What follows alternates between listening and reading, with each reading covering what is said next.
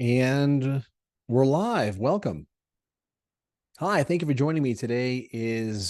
What is today? Thursday, December 14th, 2023. And I'm back live for the first time in a while. I've been working remote out of Las Vegas, helping open up a new resort that just opened up yesterday there on the Strip. Excited to have been a part of that project. But today, I want to talk about my year in review and things to consider for you on how to make 2024 better than your 2023. And it's not just going to be your typical set resolutions type of podcast, because I really did some soul searching and want to share some things that came up for me that I think might be helpful for you. 5 questions to ask yourself as you reflect back on 2023, and 5 questions to ask yourself when looking forward towards 2024.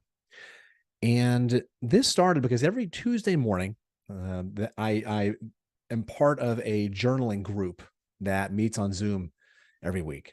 And while I'm talking, just go ahead and put in the chat. Let me know if you're watching this live or replay, and where you're watching from, and what you think. So every Tuesday we have a different content that we kind of talk about. And Garrett, who's been doing this thing for years, I got to commend him. Garrett, he had a book that was published this year. It's a fantastic book, and he still does this every single Tuesday and doesn't charge for it. This past Tuesday, the journaling topic was coming up with just your year in review from 2023, month by month, break it down. What were the highlights? What are you grateful for? And who did you spend time with? And kind of looking back at lessons for that. So it was a fantastic exercise looking back at my 2023. I did it month by month. I broke it down. Like, all right, January, I went to Oregon for a retreat to do some healing from some incidents that happened to me last year. February, went to New Zealand for my birthday, got to go bungee jumping, challenged my fear of heights. March, lost Baxter, my forever puppy, which really kind of was challenging to get over. And April, road trip with Gizmo up to Colorado to do a 2-day presentation on emotional intelligence, swam around Key West in June, and then launched a couple of online courses in August and September, and then spent the last, almost 2 months in Vegas.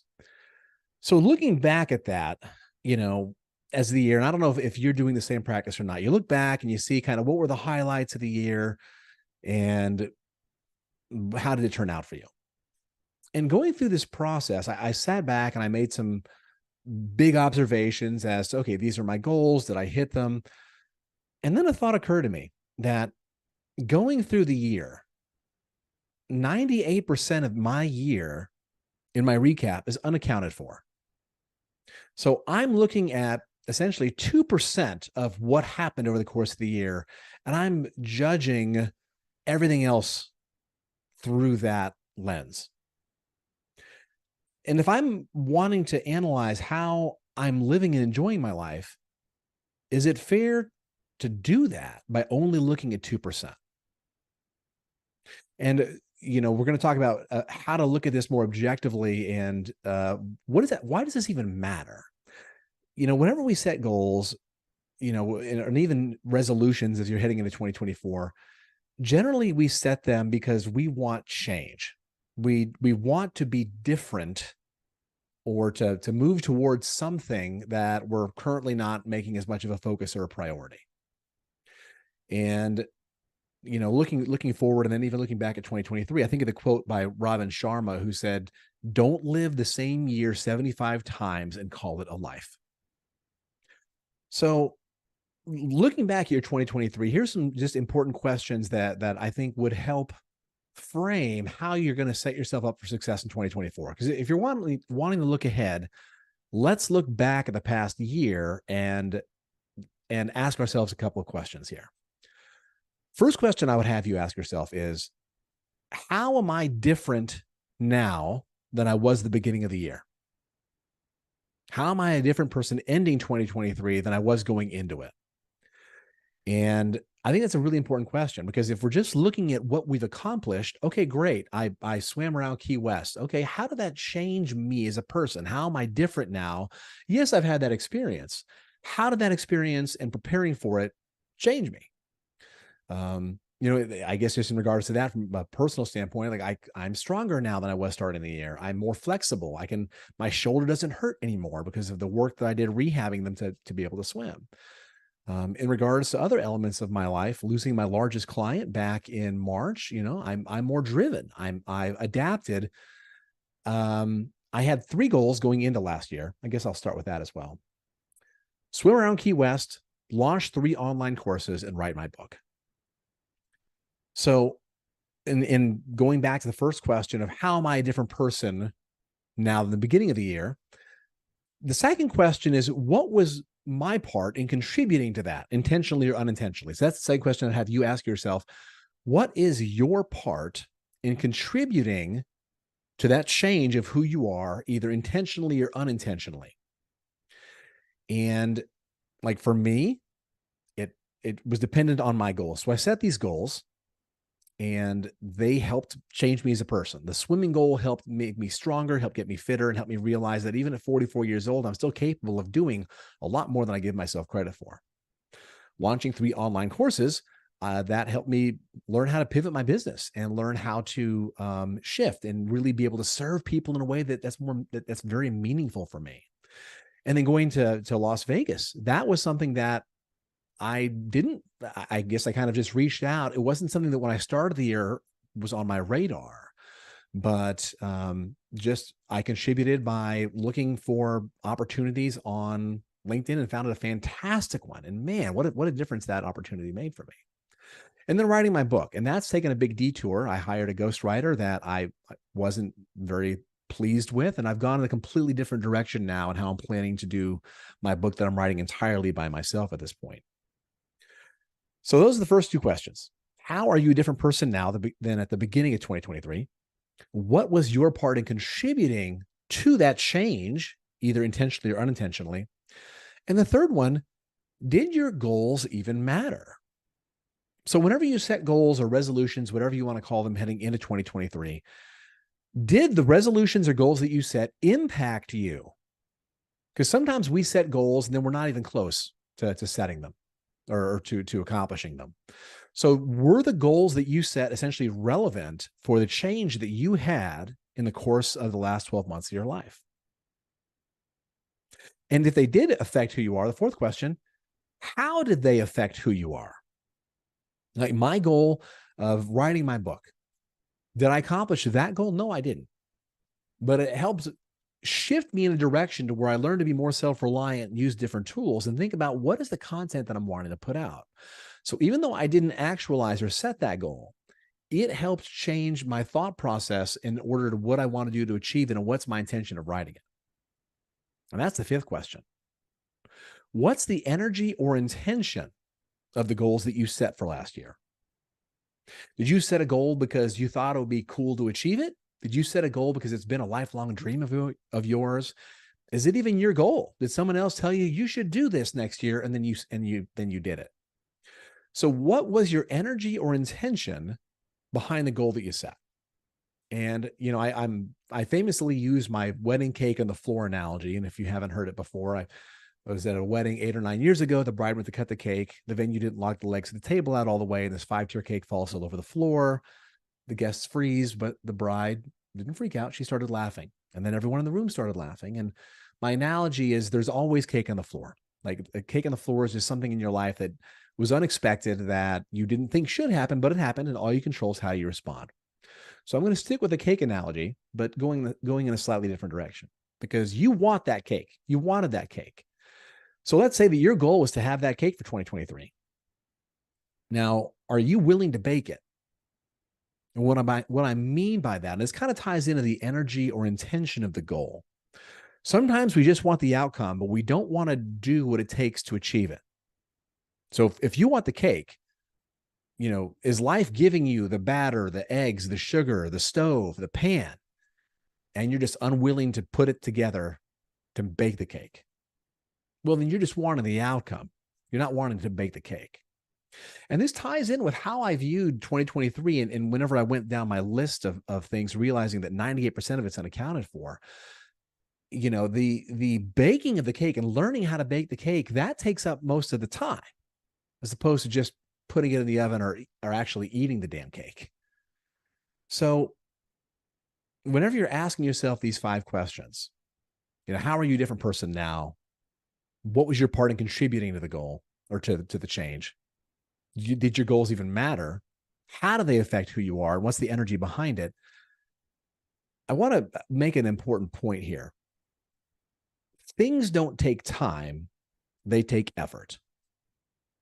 Goals don't take time, they take effort. It's the same thing when they say time heals all wounds or trust the process. Well, time doesn't heal all wounds. It's what are you doing with that time?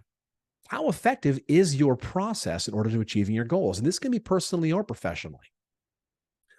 So as you're moving forward and looking into 2024, let's kind of frame this the same way. Like now that you've looked at your answers from 2023, let's look at 5 questions to ask ourselves heading into 2024 to set effective goals to really change who you are. Because at the end of the day, if you're the same person now that you were at the beginning of 2023, what the hell's the point other than just being a year older? Like, what did you do to learn, to grow, to change who you are personally and professionally? How did you challenge yourself? What sense of pride or accomplishment do you have? So looking forward towards 2024, the first question to ask yourself is, who do you want to be 1 year from today? And this is one of the exercises I do with people that I'm going to be doing in upcoming special sessions that I have for goal setting heading into 2024. Who do you want to be 1 year from today? And second question, why does that matter to you? Why do you want to be that person? And part of that is getting an understanding of what are your values? Like, what about that person who is essentially you is appealing that you're not currently having in your life, or that you want to enhance and be different 1 year from today? And a kind of a sub question on that, what are the driving factors towards that? We have these driving factors, and sometimes they're positive, where it's peace or stability or love or connection, or sometimes they can be negative, where they're fear-based or avoidant-based. Are you driven by fame, or are you driven by being in service? So what are the driving factors which do tie into your values of what's important to you? Third question, once you've determined who you want to be and why it matters to you, it's really important to ask yourself, who do you need to be day to day in order to be that person in 1 year? In other words, if in 1 year I want to be the fittest I've been in my 40s, if I want to have my book published, who do I need to be day to day in order to do that? If I want to have my book published, I need to be working on that book daily, or block out at least specific amounts of time every week. And this comes back to the whole baking the cake analogy. Like, do you want the results? And if you want the results, what does that process look like in order to achieve it? And who do I have to be? I was working out with a friend of mine earlier this week, and he and I have worked out together for years. And we get stuck talking a lot about, not stuck, that's the wrong intention, because we genuinely enjoy these conversations, is, whenever we're looking at athletics, sometimes we just want to cram in the school of life. Like, I want to be down to 20 or 10% body fat or 5% body fat, or whatever the number might be for you. And then you set the deadline. Like, I want to hit that by, I don't know, April 15th, tax day. I don't know why I picked that for some reason. Well, if that's the goal, who do you need to be every day between January 1st and that date in order to achieve it? Otherwise, does April 1st roll around and you're like, oh my God, that goal's in 2 weeks, or the deadline's in 2 weeks, I've got to cram. So then you're acting completely out of character. You haven't changed any of your values. You haven't changed any of your routines. You're just mimicking what you think you need to do in order to hit that. Well, why the hell did you even set the goal? Because if you're setting that goal, looking at who do I need to be every day, you're incorporating and changing the daily habits in your life. And that's going to affect who you are. That's going to be your legacy. What are you doing every day? Because if I'm eating like shit for 2 months out of the year, and then all of a sudden, oh yeah, there's this goal and I want to just hit it. Well, why did I even set the goal? Why did it matter? So it's really important to ask yourself, who do you need to be day to day in order to accomplish that? Fourth question, which is also really important, what do you need to let go of in order to be that person? Or what do I need to let go in order to be the person that I want to be 1 year from now? Because a lot of times we can think about, okay, these are the things, if it's a promotion at work or physical fitness or financial well-being or relationships, you think about what you want or what you need to start doing. But just as important, what do you need to let go of or stop doing? Do you need to stop going out as late? Do you need to stop drinking? Do you need to stop um, engaging in office gossip if you want to be considered for promotion? So, what are the either behaviors or people or patterns or foods or expenses that you need to cut out in order to be that person you want to be in a year? Fifth question to ask yourself: what's the next right step I have to take in order to achieve these goals or in order to be that person in 1 year? What's the next right step? So if you want to get your body fat percentage down to whatever percent, what's the next thing you can do in order to make that goal a reality or be that person in 1 year? And then do that thing and do it today. Because the thing is, once we're planning, we spend all of our time planning on how to bake the cake and understanding like, okay, this is the cake I want, and this is how I want it to taste. This is how I want the icing to be. What are you doing about it? And it goes back to my 10 birds on the wire analogy that I've used before. 10 birds are sitting on a wire and 5 decide to fly away. How many are left on the wire? 10. Just because they've decided to do anything doesn't mean they've done anything. So what's the next right step you need to do? And when are you going to start doing it? Hopefully the answer is today. So in order to be a different person or be a better version of you 1 year from today, if you need some help, this can be overwhelming. It can be challenging, especially when you really want to get honest with yourself. So I'm launching a special between now and the end of the year. If you want help making sure that 2024 is your best year yet, and you are not going to fall into the same patterns or the same blocks that hit you in 2023 that might have derailed you or prevented you from being successful, I'm starting a program that's called Achieve 2024. And it's goal setting sessions for people, 90 minutes long. And it's an 80% discount from my usual rate. Now, it's only one per person. So this is a very limited offer between now and the end of the year. And if you want to sign up for it's a 90-minute session to help you set yourself up for success for 2024, just go to bergeronwellbeing.com/2024. bergeronwellbeing.com/2024. And it's only $89 for you to just kind of plan your next year and really get an intro to my BFG goal setting system and frame things in a way that will help you connect to your goal better, find what values it's resonating with, and what you need to eliminate in order to achieve that. So put in the chat or share in the comments or in the notes, what was your biggest takeaway from this session? How do you feel about your 2023? And how do you feel looking ahead at 2024? Thank you so much. And if you want to throw in what you think a topic you'd like for me to cover in one of these episodes heading into the next year, let me know. Send me an email or put in the chats. Happy to help. I want to be of service. My intention for 2024 is to have more connection just with you, just to talk and see what is it that you need. How can I be of service to you to live your life to the fullest and get through any blocks that might be holding you back from that? So thank you so much. I appreciate you and enjoy the rest of your day. Happy holidays. And hopefully I'll see you in one of those Achieve 2024 sessions.